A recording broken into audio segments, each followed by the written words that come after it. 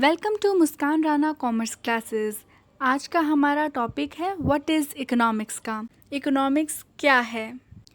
जितने भी इंडिविजुअल्स हैं, बच्चे से लेकर एक वृद्ध व्यक्ति तक, वो सभी कोई ना कोई एक्टिविटी करने में एंगेज्ड हैं, चाहे वो इकोनॉमिक एक्टिविटी हो या फिर नॉन इकोनॉमिक एक्टिविटी हो, जिनके बारे में हम अपनी प्रीवियस वीडियो में ही अच्छी तरीके से डीपली स्टडी कर चुके हैं।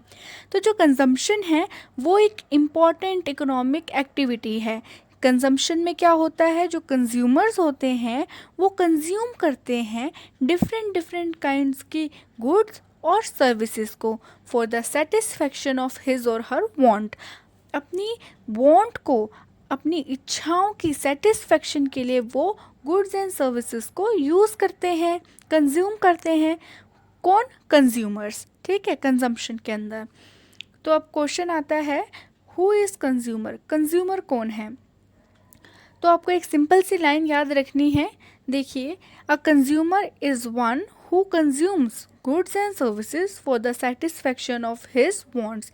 कंज्यूमर वह व्यक्ति है जो गुड्स एंड सर्विसेज को कंज्यूम करता है अपनी सेटिस्फैक्शन के लिए, अपनी वांट्स की सेटिस्फैक्शन के लिए।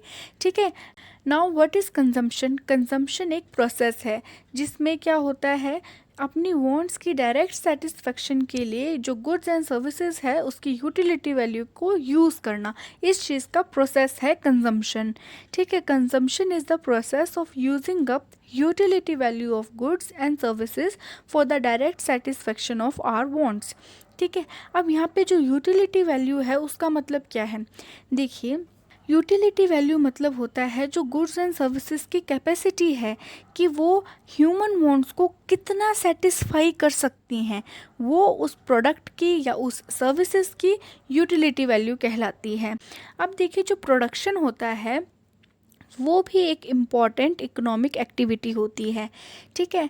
जिसमें प्रोड्यूसर होता है, वो क्या करता है, प्रोडक्शन करता है डिफरेंट डिफरेंट काइंड्स के गुड्स एंड सर्विसेज का। So who is producer? A producer is one who produce and और sell goods and services for the generation of income.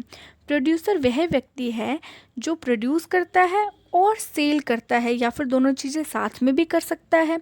Goods and services को किस लिए करता है यह सब? ताकि उसको पैसा मिल सके, उसकी इनकम जनरेशन हो सके, उसको इनकम आए।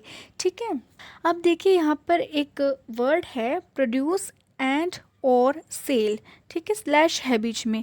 ये किस लिए? इसका मतलब ये है जो प्रोड्यूसर्स होते हैं वो प्रोड्यूस भी कर सकते हैं, प्रोडक्शन भी कर सकते हैं और सामान को बेच भी सकते हैं। कई प्रोड्यूसर्स क्या करते हैं, वो रॉ मटेरियल लेते हैं, लाइक थ्रेड ले लिया उन्होंने, उससे वो कपड़ा बनाते हैं, फिनिश प्रोडक्ट बनाते हैं, और ये हो गया प्रोडक्शन। ठीक है। अभी कई प्रोड्यूसर्स ऐसे भी होते हैं जो उस कपड़े से और फिनिश प्रोडक्ट बनाते हैं, या फिर उस कपड़े को रिटेल शॉप में, अब उन्होंने अपनी रिटेल शॉप खोल रखी होती है, डायरेक्ट रिटेल शॉप जिसे हम कहते हैं। ठीक है। तो वो वहाँ से भी उसको सेल कर सकते हैं। तो मतलब प्रोड्यूसर जो है वो प्रोडक्शन भी करता है और सेल भी करता है, या फिर सिर्फ प्रोडक्शन भी कर सकता है। ठीक है। Now what is production? Production भी कंजम्पशन की तरह एक प्रोसेस है। किस चीज़ का प्रोसेस है? रॉ मटेरियल को फिनिश प्रोडक्ट, या फिर हम कह सकते हैं यूज़फुल थिंग्स में कन्वर्ट करने का, ताकि वो ह्यूमन वांट्स को सेटिस्फाई कर सके, ऐसे प्रोडक्ट को बनाने का एक प्रोसेस है प्रोडक्शन। सेविंग और इन्वेस्टमेंट जो है वो भी इकोनॉमिक एक्टिविटी है, और काफ़ी इम्पॉर्टेंट इकोनॉमिक एक्टिविटी है सेविंग और इन्वेस्टमेंट तो। ठीक है। अब सेविंग क्या है? देखिए, saving, it is that part of income which is not consumed. ये इनकम का वह हिस्सा है जो कंज्यूम नहीं किया गया है। सेविंग, जो हमने सेव कर लिया है, जिसको हमने यूज़ नहीं किया है। ठीक है। तो सेविंग वो पार्ट है हमारी इनकम का, हमारी अर्निंग का, जिसको हमने अभी तक यूज़ नहीं किया है, जिसको हमने सेव करके रखा है, अनयूज्ड है। ठीक है, अनकंज्यूम्ड है। और इन्वेस्टमेंट क्या है? इन्वेस्टमेंट एक तरीके से खर्चा है। ठीक है। तो इन्वेस्टमेंट क्या है, जो प्रोड्यूसर्स होते हैं वो जब एक्सपेंडिचर करते हैं, एक्सपेंडिचर का मतलब एक तरीके से खर्चा होता है। It is the expenditure by the producer on the purchase of such assets which help to generate income, जो इनकम जनरेशन में हेल्प करते हैं। इस तरीके की कोई एसेट्स को परचेज करने पर जो एक्सपेंडिचर किया जाता है उसको इन्वेस्टमेंट कहते हैं। ये हमें एक बिज़नेस हम पढ़ रहे हैं तो एक बिज़नेस की लहजे में इन्वेस्टमेंट को बताया गया है। एक एक्सपेंडिचर है जो प्रोड्यूसर के द्वारा किया जाता है कुछ इस तरीके सामान को परचेज करने के लिए जिससे इनकम की जनरेशन हो सके। तो जैसे कि मैंने आपको पहले बताया कि इकोनॉमिक एक्टिविटी में कई सारे लोग लगे हुए हैं, कुछ लोग नॉन इकोनॉमिक एक्टिविटी भी करते हैं। ठीक है, तो इकोनॉमिक एक्टिविटी वो एक्टिविटी होती है जो पैसा कमाने के लिए की जाती है, इनकम जनरेशन के लिए की जाती है। ठीक है, और इकोनॉमिक एक्टिविटी में जो हमारे ऐसे रिसोर्सेज हैं जो काफ़ी कम हैं और जिनके अल्टरनेटिव यूजेस हैं उसको भी यूज़ किया जाता है। जो रिसोर्सेज हैं हमारे आसपास उसके अल्टरनेटिव यूजेस होते हैं, काफ़ी सारे यूजेस होते हैं। एक एग्जांपल देती हूँ मैं आपको। अब एक 10 रुपये का नोट है आपके पॉकेट में।